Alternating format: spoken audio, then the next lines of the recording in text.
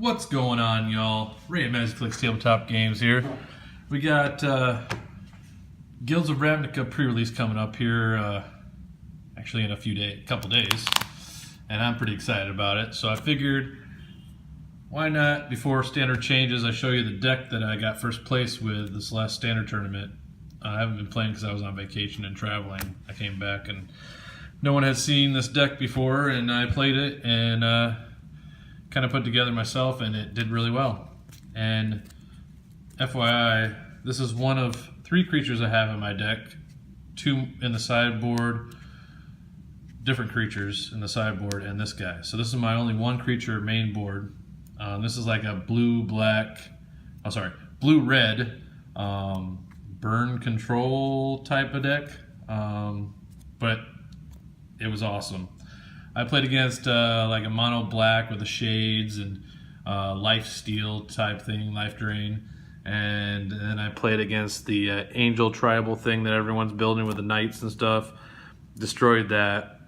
And then for my 3rd round, I played against the Teferi deck, which that's the deck that I was playing when it first came out. Well, different variation of it before it was actually a thing, I got first place in that tournament as well. But went three rounds with Teferi, and we ended up tying. It was actually my first tie ever, which was pretty amazing. But then I ended up winning because my opponents that I played before did better than my last opponents, I guess. Yeah. Anyway, so we'll start out with a creature, Torrential Gearhawk. Then we'll go to lands. So Arch of Araska is an amazing card. If you're not playing this, when you're like going to have City's Blessing, especially in a control deck, you're wrong. This is so good. For my other lands, I have 4 Spire Bluff Canals, 2 Sulphur Falls. I have 1 Highland Lake because I only had 2 Sulphur Falls, but I think I have 1 now. I might replace it. 2 Memorial Wars. It's great.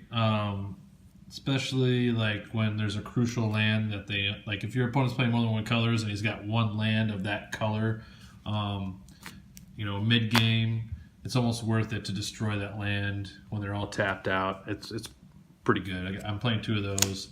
Same with this Memorial Genius. When you got too many lands out, there's moments where you would sacrifice one of these to draw 2 cards. Very good. Basic lands. I'm playing 7 islands and 7 mountains. There you go. All right, let's move on to the instants. Blink of an eye. I don't know what to say, but wow. Wow. So amazing. Non-land permanent. Artifact, creature, planeswalker. It works for all of them. It's great. I've knocked back Teferi. I've knocked back the angels. There's angels that give other angels hexproof, put that angel back, then destroy their angel. It's amazing. You can pay for 2, or you can pay the kicker cost and draw a card as well. Great thing about this is it lets you cast instant or sorceries from your graveyard without paying the mana cost. In a pinch, it helped.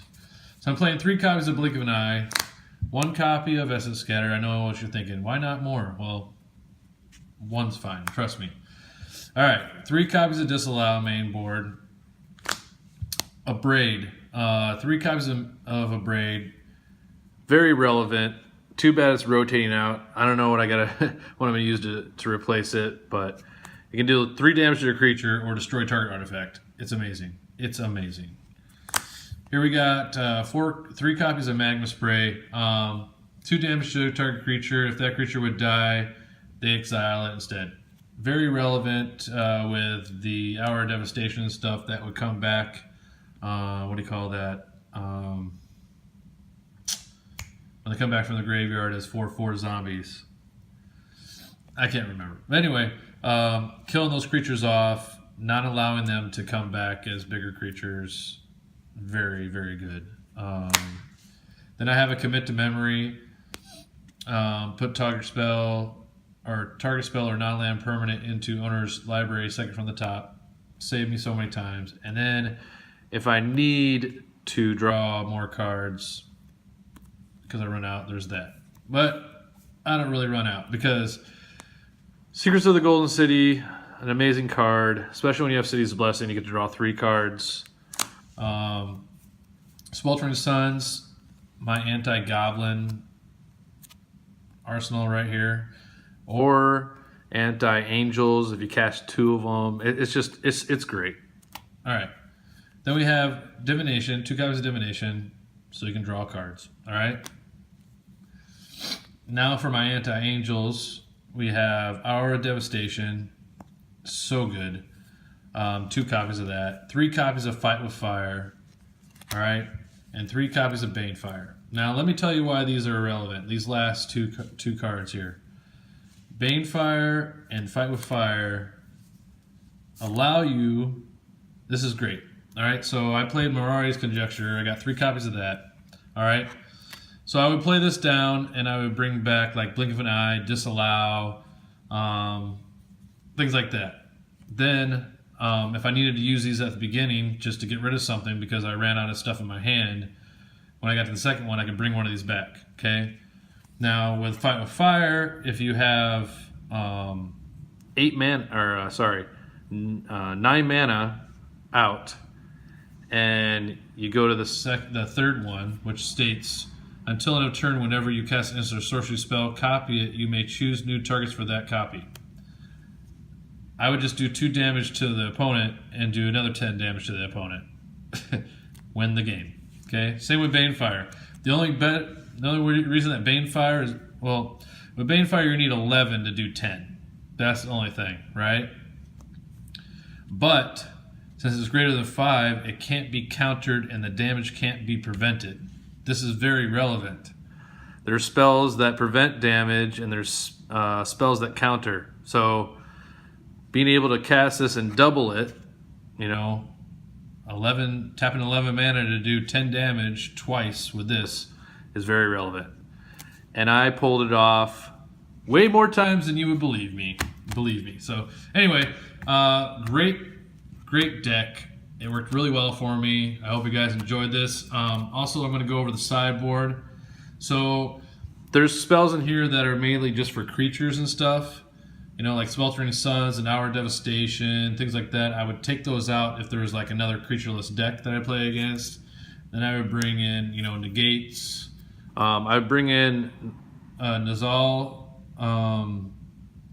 because there were games where I drew too many cards and I had to discard. I had to discard one card. But this allows me to have no maximum hand size. I got another disallow. Then I have more damage type stuff that can go to the face if I need to. Just in case, you know, they have a board that builds up fast that I'm not able to get around, so I just do the damage to the face instead. More creature countering. Then I put in 1 Walking Ballista. Never brought him in, but he was there. River's Rebuke, very, very funny. So, just there for fun. And then, yeah, sorry, three copies in the gate. So that's the sideboard. All right, y'all, that's my first deck tech ever on this channel. So please like and subscribe. Tell me what you think, and share my videos with your friends. And as always, peace out.